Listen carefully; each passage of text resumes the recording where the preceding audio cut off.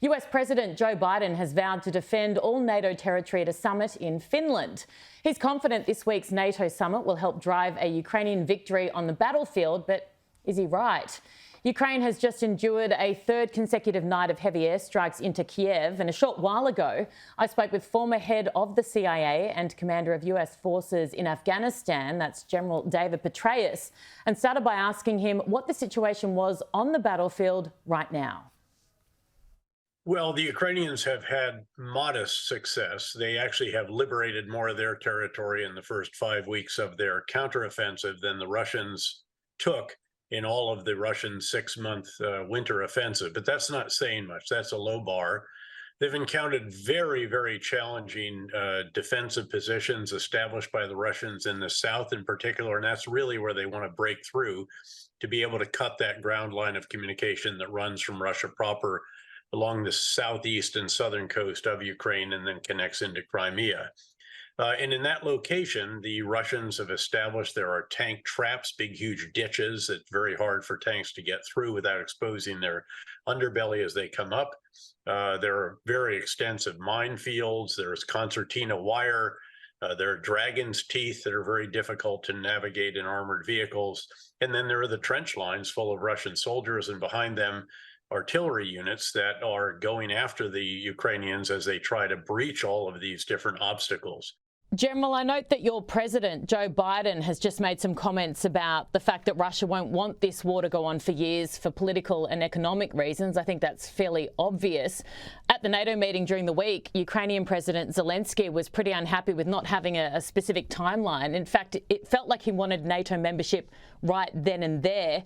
Is there reluctance to admit him immediately because it will essentially start World War III, or should they admit him right now to stop a potential World War III from starting?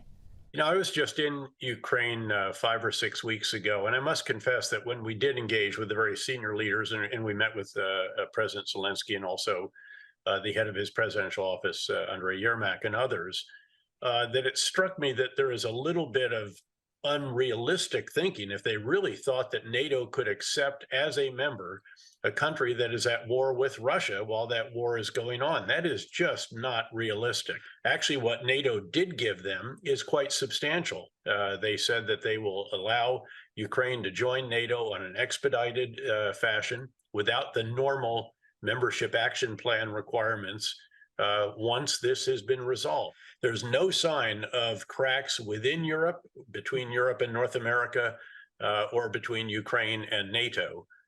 And so I think, again, at some point, Putin has to recognize that this is going seriously badly.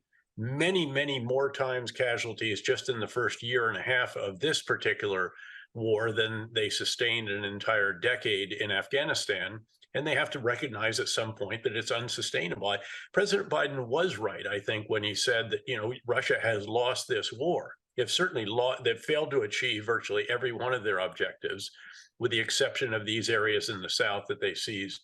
Putin did a televised address just a few hours ago, and he said that any more Western weapons coming in will only escalate the situation. It's another day, another threat from him. Does he expect anyone to take him seriously anymore?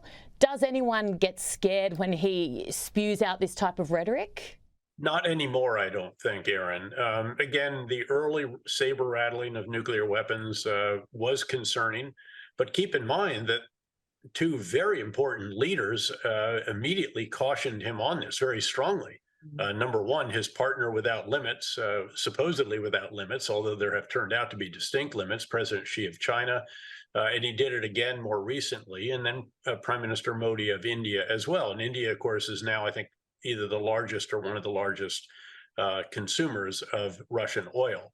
So in addition to U.S. leaders and other Western leaders and the U.S. National Security Advisor stating that the consequences would be catastrophic were Russia to use those. Beyond that, there's just the practical question of how do you use tactical nuclear weapons? What do they achieve? You know, they have a tactical effect. And now they're challenged because of the staggering losses. The verified losses of tanks in the Russian side are over 2,000. It's probably much more than that. And that's over half of their entire tank fleet. So again, the Russian challenges are considerable.